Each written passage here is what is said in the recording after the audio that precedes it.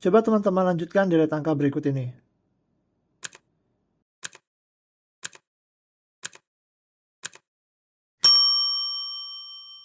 Yaps, benar. Jawabannya adalah 42. Lalu bagaimana dengan deret angka berikut ini?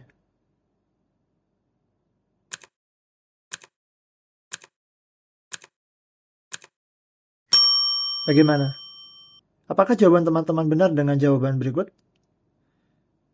Kalau tadi teman-teman bisa menjawab keduanya dengan mudah, berarti teman-teman termasuk salah satu yang mengerti bagaimana seharusnya kita menjawab soal deret angka. Tapi, kalau teman-teman masih kesulitan, terutama pada soal kedua, mungkin teman-teman perlu melanjutkan untuk melihat video ini. Karena pada video ini, kita akan membahas deret angka mulai dari konsep dasarnya sampai soal-soal hot yang sering keluar pada seleksi CPNS ataupun kedinasan.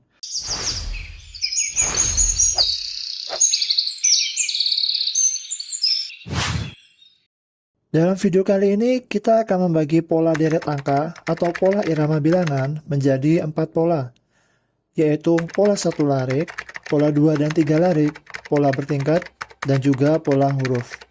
Kita mulai dari pola 1 larik. Dalam pola 1 larik, deretan angka atau huruf dalam satu baris diatur oleh satu pola yang sama, dan pola ini berlaku untuk semuanya, mulai dari suku awal hingga suku akhir. Dan berikut beberapa contoh dari pola 1 larik. Dalam contoh pertama ini, teman-teman bisa melihat bahwa antar angka setiap suku memiliki selisih yang sama, yaitu ditambah dengan 4. Berikutnya contoh kedua. Contoh kedua hampir sama dengan contoh pertama, hanya saja dia dikali dengan 2, yaitu bilangan pertama dikali 2 mendapatkan bilangan kedua, bilangan kedua dikali 2 mendapatkan bilangan ketiga, dan seterusnya. Pada contoh nomor 3, selisih bukan merupakan angka yang tetap ya teman-teman, tapi dia selisih menggunakan bilangan asli, di mana selisih antara bilangan pertama dengan kedua adalah 1, bilangan kedua dengan ketiga adalah 2, dan seterusnya. Berikutnya contoh soal nomor 4. Pada soal nomor 4 kita dapat melihat bahwa selisihnya adalah pengurangan ya teman-teman, tapi yang digunakan bukan bilangan asli, bukan angka tetap, tapi bilangan prima. Dan ini juga salah satu soal yang sering keluar, di mana 127 dikurangi 2 mendapatkan angka 125, dan dikurangi dengan bilangan prima berikutnya yaitu 3 mendapat angka 122, dan seterusnya. Berikutnya contoh soal nomor 5. Hampir sama dengan soal nomor 3 dan 4, hanya saja soal nomor 5 menggunakan kuadrat dari bilangan asli, di mana angka pertama ditambah dengan 1 kuadrat mendapatkan angka kedua yaitu 100, lalu angka kedua dengan ketiga yaitu selisihnya merupakan penjumlahan dari 2 kuadrat, dan begitu juga seterusnya. Dan ini juga salah satu pola yang bisa keluar di deret angka atau irama bilangan. Dan yang terakhir kita punya contoh menggunakan bilangan Fibonacci, di mana suatu angka merupakan hasil penjumlahan dari 2 angka sebelumnya. Di sini kita dapat melihat bahwa 60 merupakan penjumlahan dari 36 ditambah 24. Begitu juga dengan 84 merupakan hasil penjumlahan dari 60 dan 24, dan begitu juga seterusnya. Dan untuk bilangan Fibonacci ini biasanya juga ada modifikasinya ya teman-teman. Tidak hanya penjumlahan 2 bilangan sebelumnya, bisa juga dia hasil pengurangan ataupun hasil perkalian 2 bilangan sebelumnya. Nah, itu merupakan pola 1 larik yang sering keluar dalam deret angka atau irama bilangan. Dan berikutnya kita akan membahas pola kedua, yaitu pola 2 larik dan 3 larik. Untuk pola 2 larik dan 3 larik itu sebenarnya dia gabungan dari pola 1 larik ya teman-teman. Misalnya kita gambarkan dia urutan ganjil. Urutan ganjil itu memiliki pola tersendiri. Begitu juga urutan genap, dia memiliki pola tersendiri. Dan jika digambarkan kurang lebih seperti ini. Bilangan pertama, ketiga, kelima, dan ketujuh, dan kesembilan dia memiliki pola tertentu. Begitu juga dengan bilangan kedua, keempat, keenam, kedelapan, dan kesepuluh. Begitu juga dengan pola 3 larik. Bedanya dia selisihnya atau polanya ada 3. yang saling berjarak istilahnya. Misalnya bilangan pertama, bilangan keempat, bilangan ketujuh, dan bilangan ke-10 dia adalah satu pola sendiri. Begitu juga dengan bilangan kedua, kelima, ke-8, dan ke-11. Dan yang terakhir yaitu bilangan ketiga, ke-6, ke-9, dan ke-12. Langsung saja kita ke contoh penerapannya ya teman-teman. Contoh pertama kita mempunyai urutan angka yaitu 2, 4, 4, 7, 8, dan 10. Dan kita diminta untuk melanjutkan dua bilangan setelahnya. Jika kita lihat sekilas, bilangan pertama dan kedua, lalu bilangan kedua dan ketiga itu tidak memiliki pola yang tetap teman-teman. Karena bilangan pertama, kedua itu selisih 2, bilangan kedua dan ketiga dia tidak ada perubahan. Bilangan ketiga dan keempat dia selisih 3, setelah itu selisih 2 lagi.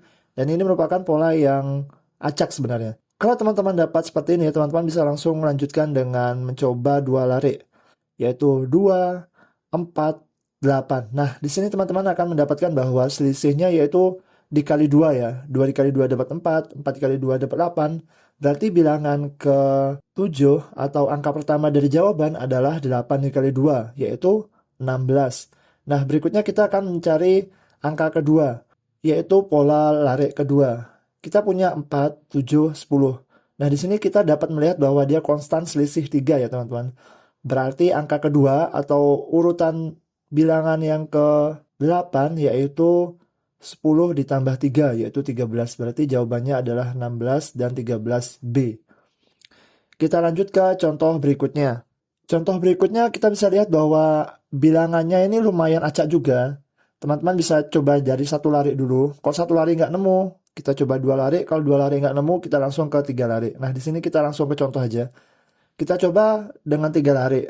Pola pertama yaitu 6, 12, 24. Maka pola berikutnya adalah kita lihat bahwa 6 ke 12 yaitu dikali 2, 12 ke 24 yaitu dikali 2, maka bilangan berikutnya yaitu angka pertama dari jawaban adalah 24 dikali 2, kita dapat 48.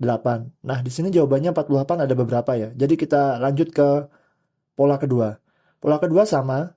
Kita lihat mulai dari angka 10, 10, 15, 20. Nah, di sini juga ada pola yang tetap yaitu penjumlahan 5 ya, teman-teman. Dijumlahkan dengan angka 5. Berarti angka kedua dari jawaban yaitu 20 ditambah 5 sama dengan 25. Nah, kita dapat 48, 25. Nah, di sini jawaban yang angka pertamanya 48 dan angka keduanya 25 itu ada 3, yaitu A, D, dan E. Sehingga kita harus mencari angka terakhir dari jawaban. Angka terakhir kita dapat dari 11, 33, dan 99. Nah, di sini kita bisa melihat bahwa 33 itu 11 diapain sih biar dapat 33? Apakah penjumlahan atau perkalian? Penjumlahan bisa, cuma dia nggak nyambung kalau kita lanjut ke angka 99. Nah, kalau perkalian berarti dia dikali 3. 11 dikali 3 kita dapat 33. 33 dikali 3 kita dapat 99. Dan 99 dikali 3 kita dapat 297. Berarti jawabannya yang A. Nah, kurang lebih itu ya teman-teman contoh dari pola 2 lari dan 3 lari. Berikutnya kita akan lanjut ke konsep dasar berikutnya yaitu pola bertingkat. Untuk pola bertingkat itu sebenarnya juga pengembangan dari pola satu lari ya teman-teman. Kita langsung ke contoh aja ya teman-teman. Kita punya contoh yaitu angka 1, 3, 7, 15, dan 31.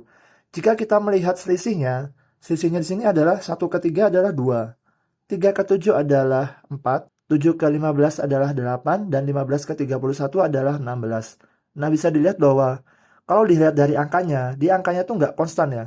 Nggak konstan sama, tapi angkanya itu juga merupakan angka yang memiliki pola. Jadi dia memiliki pola dalam pola lah istilahnya. Yaitu 2, 4, 8, 16. Di sini berarti 2 ke 4 dikali 2, 4 dikali 8 dikali 2, dan 8 ke 16 juga dikali 2. Berarti berikutnya kita dapat bahwa angkanya adalah 16 kali 2 yaitu 32. Berarti jawabannya adalah 31 ditambah 32 yaitu 63. Nah, kurang lebih seperti itu ya untuk pola bertingkat. Jadi dia sebenarnya pola dalam pola. Nah, itu untuk pola bertingkat dan itu juga nanti banyak pengembangannya ya. Nah, yang terakhir yaitu kita masuk ke pola keempat yaitu pola huruf.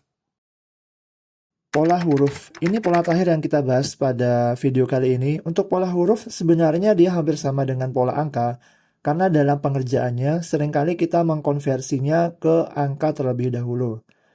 Tapi nggak selalu selamanya kita konversi ya teman-teman. Ketika kita bisa mendapatkan jawabannya tanpa mengkonversi itu lebih baik. Karena biasanya untuk pola huruf ini dia polanya nggak sebanyak angka. Maksudnya nggak sebanyak ini besarannya konversinya tuh karena dia hanya 26 ya. Kalau di angka dia nggak jarang banget pola huruf ini yang ketika dikonversi merupakan hasil kuadrat suatu angka. Jarang. Dia biasanya hanya penjumlahan ataupun pengurangan. Dan ada juga dia pola huruf yang dia berkelompok istilahnya ya. Misalkan kita langsung aja berikan contoh seperti ini. Pada contoh berikut ini yaitu GHIMNJKLMN. Nah, teman-teman bisa melihat sekilas bahwa di sini ada dua huruf yang berulang yaitu MN dua kali. Dan di antara MN ada 3 huruf. Dan sebelum MN pertama juga ada 3 huruf dan dia memiliki pola yang berurutan GHI, JKL. Nah, di sini teman-teman sudah bisa menebak bahwa setelah MN berarti dia lanjutannya dari JKL yaitu MNO. Nah, seringkali dia pola huruf seperti ini juga. Dan untuk pola huruf sama seperti pola angka juga sebenarnya teman-teman perlu sering-sering banyak berlatih soal. Nah, itu dia keempat pola yang sering keluar di soal TU CPNS ataupun TPA kedinasan, di mana sebenarnya pola-pola tersebut merupakan pola dasar ya teman-teman. Tidak menutup kemungkinan deret angka atau irama bilangan yang keluar itu di luar pola-pola yang sudah kita bahas tadi. Untuk dapat mengerjakan deret angka atau irama bilangan dengan cepat, itu perlu sering-sering berlatih. Di video berikutnya kita akan membahas soal-soal tentang deret angka atau bilangan, mulai dari yang sederhana hingga yang rumit yang sering keluar pada soal CPNS ataupun kedinasan. Jadi cukup sekian video kita kali ini. Randomatika di sini, sampai ketemu di video berikutnya.